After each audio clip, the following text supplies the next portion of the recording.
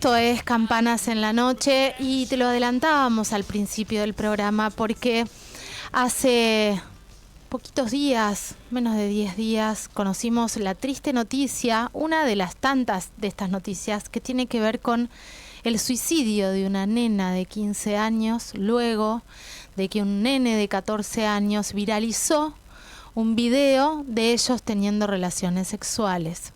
A partir de eso tenemos que empezar a linkear un montón de temas. Digo, la violencia digital, ¿qué pasa? ¿Cuál es el marco legal que tenemos? ¿Qué está pasando con todo lo digital? Todo tipo de violencias. Hoy, Periodistas Argentinas hizo un informe donde habló de la tecnocensura y la violencia digital a las periodistas. Pero vamos a centrarnos en las adolescencias y en que el suicidio es una de las causas más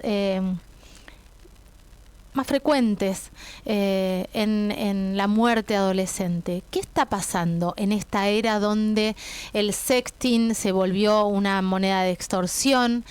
Nosotros tenemos una ley que se llama Ley Olimpia y estamos en comunicación telefónica con la diputada nacional Mónica Macha porque ella militó muchísimo esta ley que se sancionó en octubre del año pasado y trabaja desde un lugar muy responsable en todo lo que tiene que ver con las violencias sexuales contra las infancias. Moni, ¿cómo estás? Caro te saluda.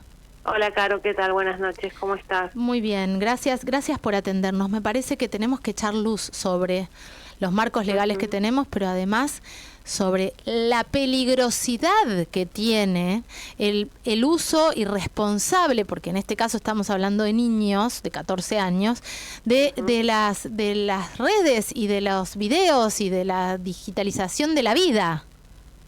Sí, yo creo que en principio la primera cuestión así que me parece como necesaria para poner en común es la necesidad de construir una ciudadanía digital, o inclusive ya hay algunas organizaciones que hablan de cuidadanía digital, ¿no? O sea que todo lo que implica nuestra vida tan atravesada por redes sociales, por dispositivos tecnológicos y demás, nosotros lo hacemos de un modo tal vez muy ingenuo, muy sin conocer, sin saber, y la verdad es que tienen un rol tan importante en nuestras vidas que sería importante y necesario que nosotros tengamos más información, más conocimiento de algunas cosas que suceden con los contenidos que subimos, desde el mejor lugar, digo, hasta pensar en subir la foto de un hijo, una hija, y nada, lo cierto es que ese contenido, una vez que lo subimos, queda en internet, no sabemos quién más lo ve, o sea, es toda una situación que tiene que ver también con poder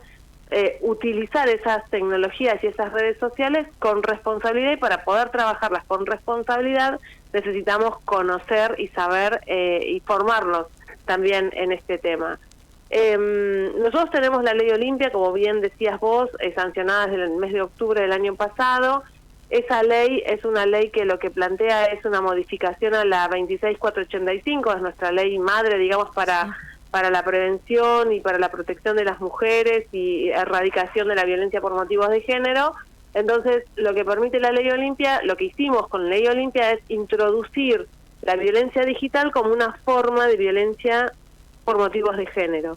Y eso habilita a acciones de prevención, de asistencia, de cuidado para las personas, las mujeres, niñas, adolescentes que sufran este tipo de violencia. En el contexto de mi ley es como medio utópico. Eso es lo que te iba a decir, vos me estás diciendo habilita, ay claro, Dios mío, habilita la contención, el acompañamiento y la formación ¿dónde? de profesionales en el tema, que además es una formación muy específica, claro, porque es un tipo de violencia que tiene características muy singulares.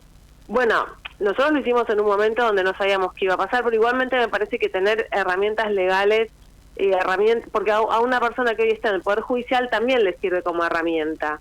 O sea, no es que...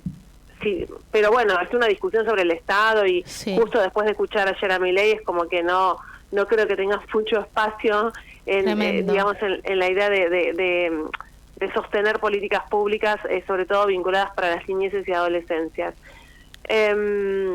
Y Ley Belén es el complemento de Ley Olimpia. Nosotros cuando las escribimos juntas y de un modo complementario.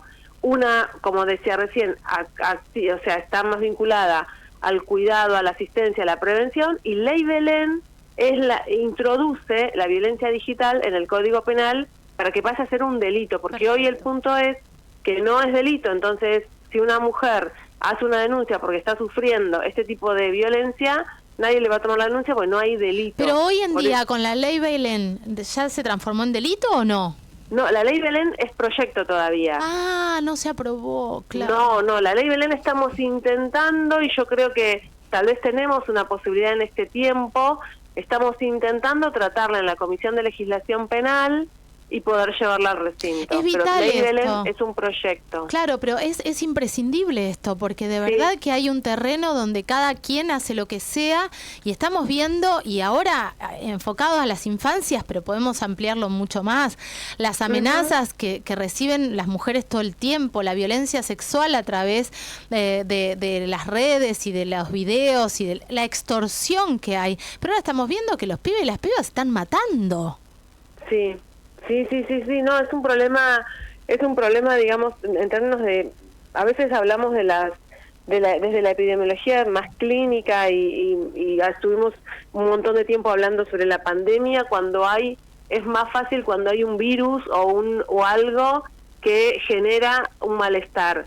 Pero para la epidemiología social, la violencia, que es otro paradigma, más vinculado también a las ciencias sociales y a la salud desde una perspectiva social, donde la violencia por motivos de género es otra pandemia, que no difícil a veces llamarla así, pero lo es, y requiere entonces toda una intervención que implica, bueno, poner en un lugar muy central lo que está pasando hoy con niñeces y adolescencias, y en el marco también del entorno digital. Ahora, se me viene algo que me parece que está íntimamente relacionado a todo lo que vos estás diciendo, y repito para la gente que recién se acaba de sumar, digo, hay pibes y pibas que se están suicidando porque se ven expuestos en videos eróticos, en videos sexuales, en situaciones incómodas, y esto está linkeado también con la ESI, con la educación sexual integral, porque yo recuerdo, mira, cuando mi hija, que va a 4º grado,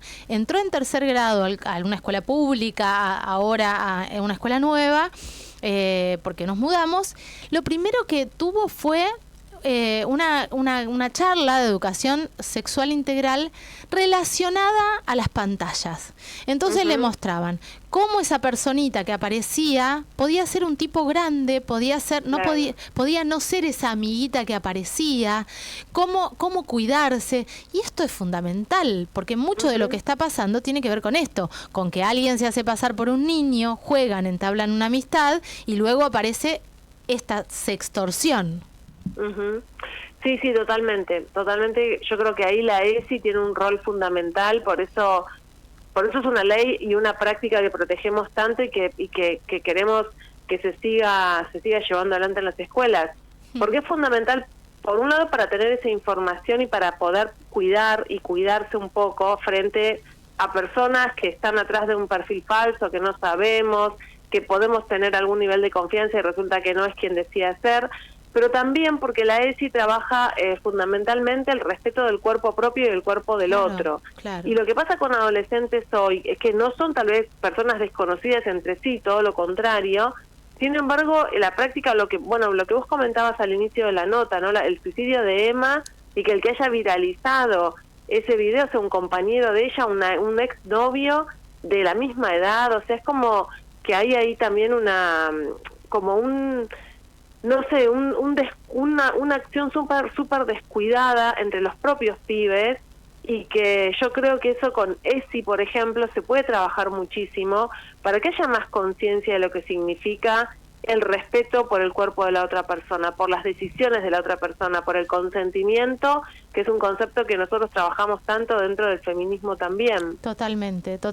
Mónica, volviendo ahora sí a las pálidas, porque de verdad que parece una locura hablar del marco legal que tenemos, de para qué está esta ley en la ley Olimpia. Hoy ¿qué se hace frente a la violencia digital? ¿Qué se hace si hay que hacer una denuncia? ¿Qué se hace si encontramos que nuestra hija, que nuestro hijo está siendo víctima de este tipo de violencia digital? Que no llega a ser grooming, porque el grooming tiene un marco legal, bueno, listo. Que no llega a ser... ¿a dónde qué puerta se golpea hoy? Bueno, es complicado porque hoy no tenemos institucionalidad nacional. Hay algunos incipientes dispositivos que se van creando en algunos lugares porque también es un tipo de violencia muy novedosa. Entonces no es que como para otro tipo de violencias que ya hay una construcción o de organizaciones o de estados municipales o provinciales que tengan ya equipos. Hay todo un proceso que está en formación y me parece que en ese sentido hay municipios donde sí hay espacios de políticas de género y lo empiezan a trabajar.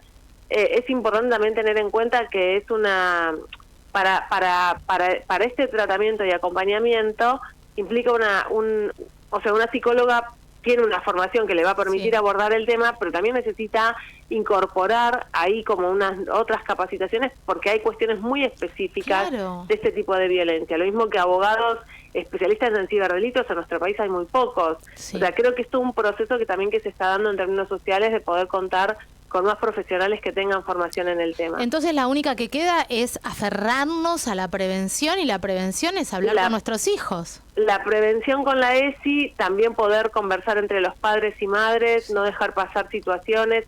Algo que para mí me parecía muy doloroso, pero también muy contundente, que lo decía tanto la mamá de Emma en la nota que salió en Infobae hace pocos días, como el papá de Belén San Román, Marcelo San Román, que es un militante de la ley Belén. Ambos decían algo que es que no tomaron conciencia del estrago que esta situación estaba haciendo en sus hijos, en sus hijas, ¿no? O sea, como que se dan cuenta de lo grave que era para ellas a partir del suicidio. Entonces, yo creo que esto que tanto la mamá de Emma como el papá de Belén dicen es para tomarlo en el punto en que como siempre la adolescencia tiene es una etapa crítica, es una etapa que construye otros símbolos, otros valores. Tal vez lo que para una persona adulta puede ser algo más pasajero, decir, bueno, sí, es un garrón, pero no es tan grave. Claro. Bueno, hay que, de algún modo, poder poner en común que para un pibe, una piba, una situación así es demoledora. Sí, es de vida o muerte. Claro, porque se les cae el mundo, de repente se ven expuestas. Nosotros tenemos, bueno, ya el cuero duro, en cuanto a la exposición, algunos más, algunos menos, ya no nos importa. Sí, es un garrón que te vean teniendo sexo, pero no te va a cambiar la vida. Ahora, para un niño, una niña, un adolescente, esto se lleva la vida, entonces está bueno. De hecho, para agregar a esto que estamos diciendo, las sobrevivientes de la violencia digital que en la Argentina se están organizando en distintos espacios, son activistas. Lo que me decían a mí, yo me acuerdo cuando hicimos la presentación de estos proyectos de ley hace unos 2 años atrás, decían, hay un montón de síntomas y de situaciones que van viviendo, siendo muy jóvenes, que les producen aislamiento, ataques de pánico, no querer salir de la casa porque ya no saben quién vio el video y quién no. Y eso es como una situación insoportable para ellas y muchas terminaron perdiendo el laburo, dejando de estudiar. Es como muy demoledor, muy demoledora, las consecuencias de este tipo de situaciones. Bueno, nos queda la prevención, pero si vamos a la justicia, ¿qué vamos? ¿A la Fiscalía Especializada en Género? A ver qué onda. Siempre a la Fiscalía Especializada en Género, pero partiendo de la base que todavía, al no tener ley Belén, no está en el Código Penal. Nosotros necesitamos hoy hacer mucha militancia, mucho activismo para que estos proyectos se puedan tratar y podamos tener entonces un Código Penal que incluya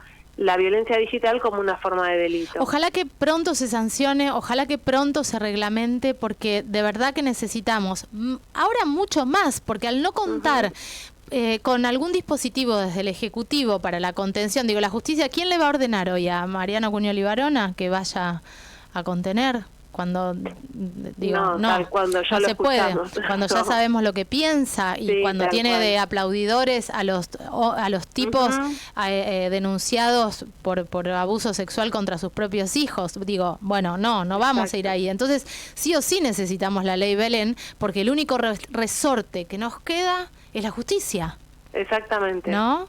Exactamente. Ojalá que salga.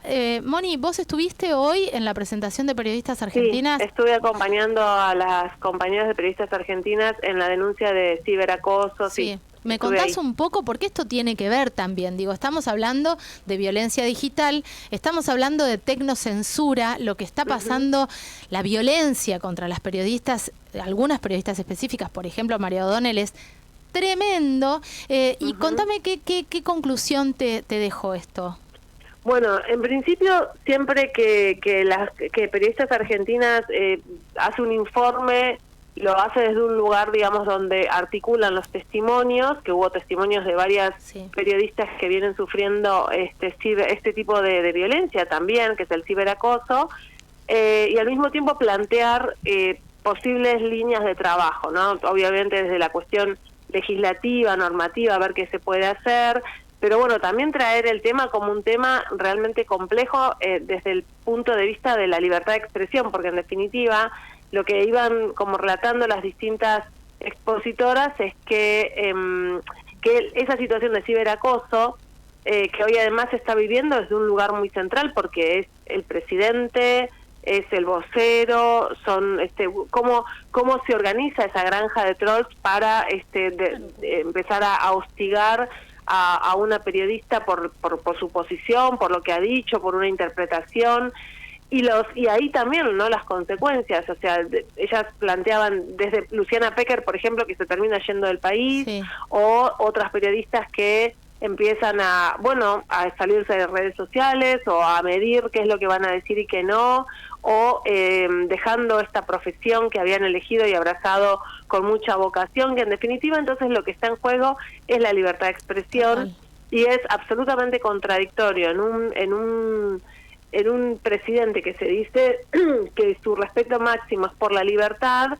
Bueno, que hoy tengamos que denunciar que las periodistas no pueden hacer uso de esa libertad de expresión porque son atacadas en redes sociales con consecuencias en su salud mental, en su salud física, en su cuestión laboral. Digamos, como que esto también me parece importante traerlo, y es un poco lo que las compañeras decían hoy en la reunión en la Facultad de Derecho. Es muy interesante, está buenísimo el informe. Yo no pude ir hoy, pero la verdad es que es interesante poder plantearlo en estos términos. Bueno, no tenemos un marco legal, pero esto está sucediendo, desde estos espacios está sucediendo, y acá lo tenemos que mostrar.